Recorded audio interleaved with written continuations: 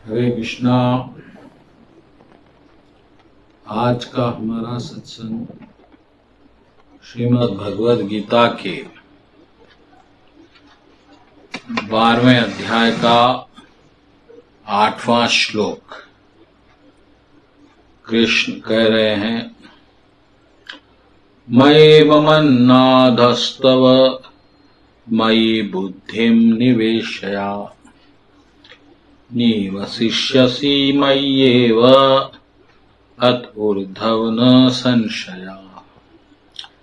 इसका अर्थ है, मुझ भगवान में अपने चित्त को स्थिर करो और अपनी सारी बुद्धि मुझ में लगाओ।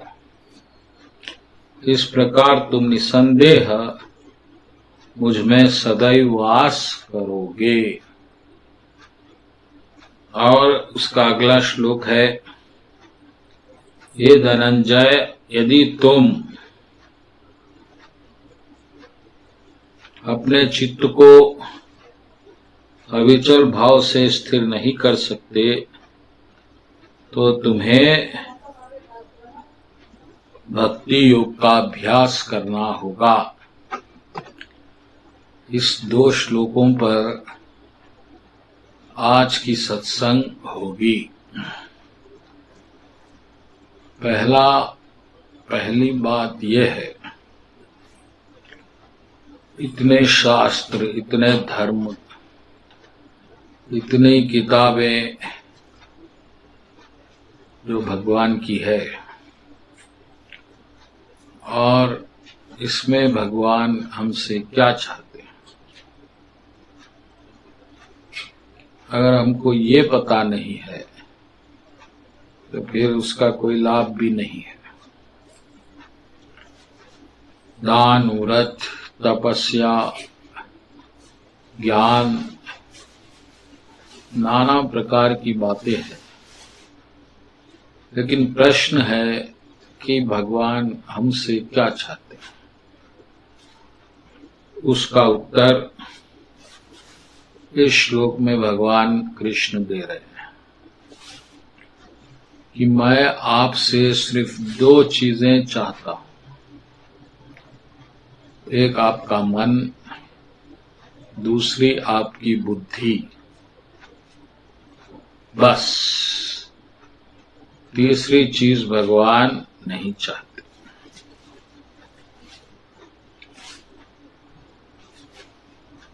तो फिर मन और बुद्धि का क्या करना है, भगवान को कैसे अर्पित करना है, यह प्रश्न आप में आ सकता है।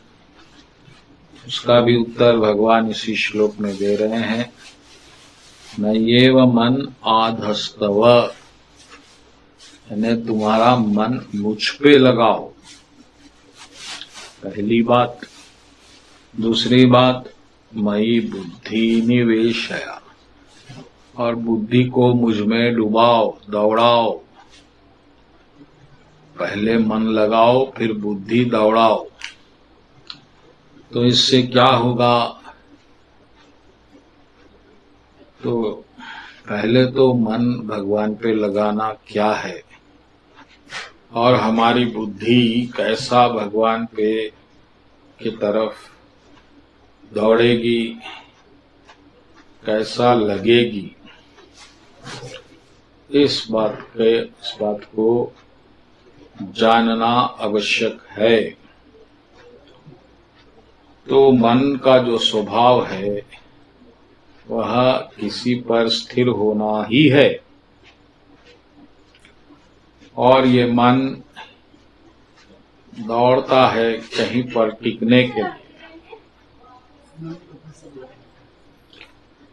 और ये मन कहीं न कहीं टिकेगा। एक क्षण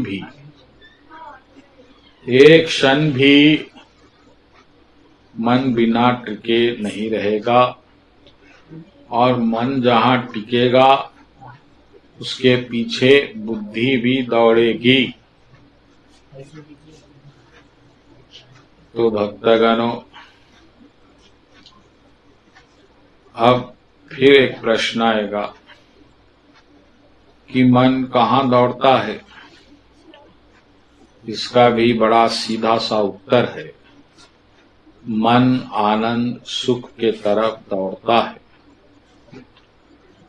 और क्योंकि मन अभी ये समझ रहा है आपका कि उसका सुख है धन में और धन से प्राप्त इंद्रिय विषय वस्तुओं में, तो वह वहीं दौड़ेगा। 99% लोगों का मन बस इसी में दौड़ता है, एक धन में, और फिर धन आ गया तो धन से जो इंद्रियों का आनंद मिलेगा उसके पीछे लगेगा। ये मन का स्वभाव भी है, क्योंकि उसको यही आनंद मालूम है, सुख मालूम है। अब प्रश्न यह आएगा कि इस मन की पुरानी बीमारी को, मन के स्वभाव को कैसे मिटाए। तो इसका उत्तर भी यही है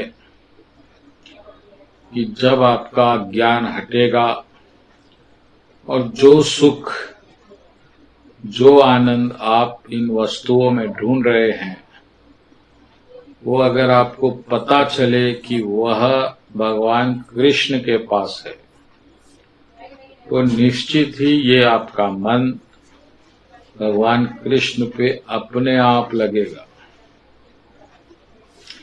क्योंकि मन को निग्रह करके लगाना बहुत मुश्किल है। कृष्णा मनः निग्रहा वायुरोवी दुष्कृतम, यानी बलद्रुता। अर्जुन कह रहे हैं कि भगवान, मन को निग्रह करना एक तूफान को रोकने के बराबर है, उसे लगाना मुश्किल है। और कृष्ण भगवान ने भी इस बात को मान लिया कि निस्संदेह अर्जुन, मन को कंट्रोल करना, निग्रह करना बहुत मुश्किल है, लेकिन ये मुश्किल आसान बन सकता है जब आप कृष्ण की भक्ति करेंगे। और फिर आपको जो भक्ति से आनंद मिलेगा, कृष्ण भगवान आपको ज्ञान देंगे, तो आपको समझ में आ जाएगा कि जिसको हम बाहर का सुख, इंद्रियों का सुख समझ रहे थे, तो बड़ा दुख है।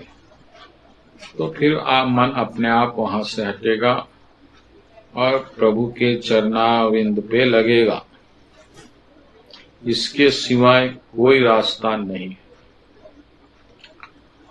आप कहेंगे ये वो योग कुछ भी कर लीजिए आप, मन अपनी ही बात मनवाएगा और वो जैसा नाचना चाहेगा आप वैसा ही नाचेंगे।